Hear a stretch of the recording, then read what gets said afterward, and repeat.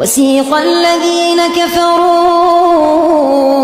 إلى جهنم زمرا حتى إذا جاءوها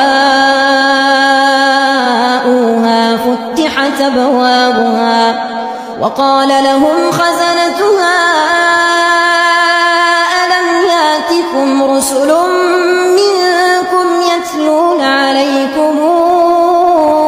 آيات ربكم وينذرونكم لقاء يومكم هذا قالوا بلى ولكن حقت كلمة العذاب على الكافرين قيل ادخلوا أبواب جهنم خالدين فيها فبئس مثوى المتكبرين